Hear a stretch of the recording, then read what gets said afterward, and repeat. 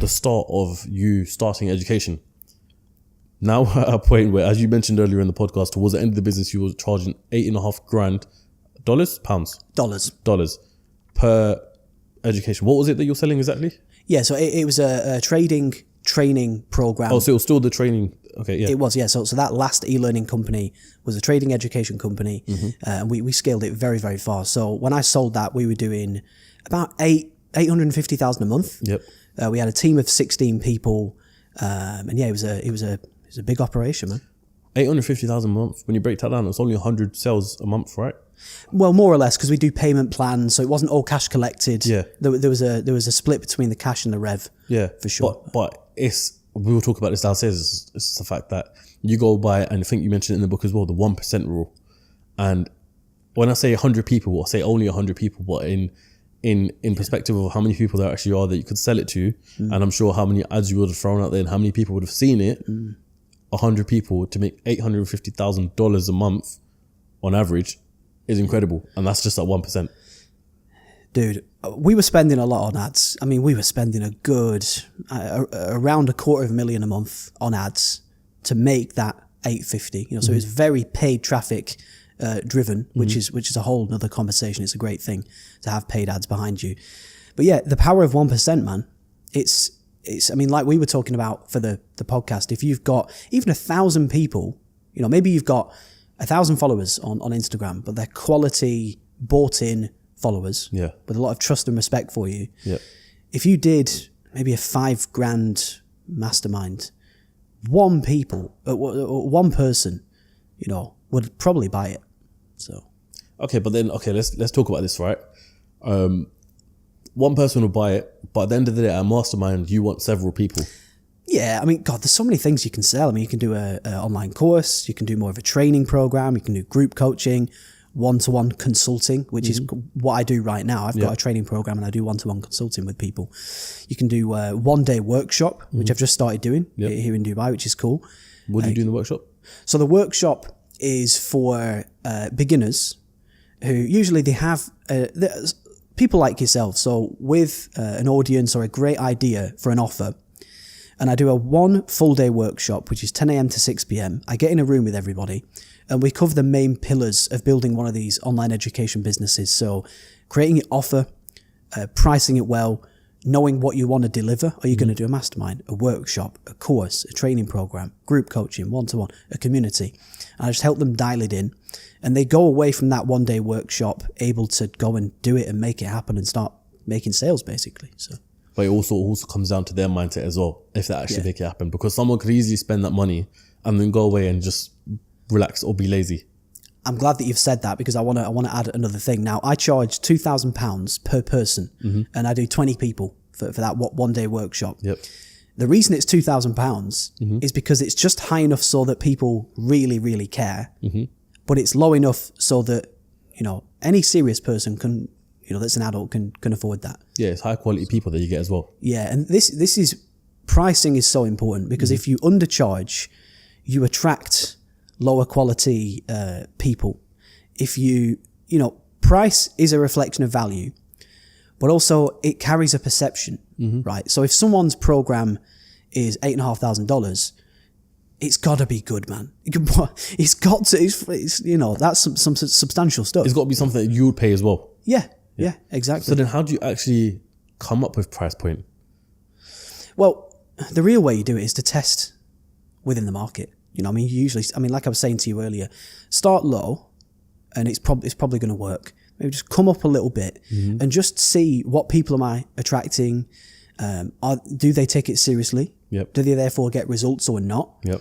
And then you can kind of play with it from there and go up if it's appropriate, come back down if it's appropriate. Yep. And you experiment and you dial it in. And eventually you find the sweet spot, which was at 8.5 for us. That was our sweet spot. There's one thing you mentioned in the book, which I want to come to, right? Because this ties into everything we're talking about right now when it comes to, deciding whether you want to do a course, mastermind, etc., all that sort of stuff. And that is what you call your help statement. So when you started in the beginning, what was your help statement? This episode is sponsored by Fireaway Pizza, the fastest growing pizza company in the UK. With over 100 locations, you definitely have a store near you. The founder of Fireaway was on the show not too long ago, and you can get a slice of the action by using the discount code CEOCAST at fireaway.co.uk. Once again, use the discount code CEOCAST at fireaway.co.uk. So it was, I help losing traders to become profitable by learning my mechanical rules. Right? So I help this kind of person to get outcome through my unique mechanism. Yeah. Right. My statement now with the new consulting company that I've just started would be, I help people with a high value talent, skill or specialist knowledge to productize that. Okay. And really turn it into a profitable business from anywhere in the world. So would you say, regardless of what business anyone's going into, whether it be making a course mastermind or a clothing line or whatever the case is, always start with a help statement and figure out, because I wish I knew which page it was on there, but there's 3 categories in the help statement that you want to cover, right? Yeah. So I'm going to try and find it. Yeah, for sure. So what I was talking about in that section was there's 3 industries that are by far the easiest to go into and make money from: health, wealth, relationships.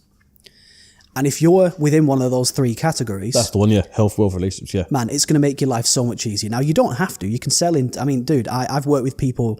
I've worked with Netflix composers. I've worked with the #1 world football freestyle champion. I've worked with a world famous violinist. I've worked with real estate developers and investors. I've worked with traders, fitness people. I've worked with a woman who sells a knitting program. I've worked with just video editors, drop shippers, e-com people, on and on and on. Many people, different industries. So many different industries, man. It's just incredible. I'm working with a famous American church pastor right now to make a Bible studies program. Really? Imagine that. Okay, yeah. That's interesting. The world's moving on. Yeah, I know. It's some of the people I get to work with. It's just fantastic, man. It's so fun to help these guys build something great. But nonetheless, if you sell health, or you sell make money, wealth, or you help people with their relationships. One of my good friends, obviously I won't name names, he's doing about $1.3 million a month with a don't get divorced, like how to save your marriage offer. He's he is crushing it. He's an absolute G as well. Him and his girlfriend are fantastic. So yeah, this online education, it can be done in so many different ways, but those are the 3 key. So if you're in one of those 3, it's going to be faster and easier. I don't want to bait out everything in the book because I know people should definitely buy it, but there's one more thing I want to mention here, right? Which I haven't really heard before, and I love it, is rather than looking at pain points, looking at gain points and how it can add value or increase someone's lifestyle. Because, we've been, if you studied business studies in school, you would know that the thing is find a problem, find a solution, right? Why not just add to someone's life rather than just looking at the problems? What can you do? What can you add? So, and then I start thinking about the whole Andrew Tate sort of thing, which I want to ask you shortly, is the fact that he doesn't say there's a problem here and there and here and there. He just says, if you do this and you join my group, whatever, your life will be improved. You'll gain a whole lot of wealth. You'll gain a whole lot of girls. You'll gain a whole lot of X, Y, Z, which I thought, you know what? You hit the nail on the head with that statement right there. Thank you, man. Yeah, I appreciate that. It's kind of a fine balance, between, because people either want to get away from a pain or they want to go towards an outcome that they want. And often it's a bit of both. If you're broke, you want to not be broke, but you also want to fly private and get girls and buy a fancy watch or a car or whatever shit people think is going to make them happy. So it's a fine line for sure. Have you ever been there?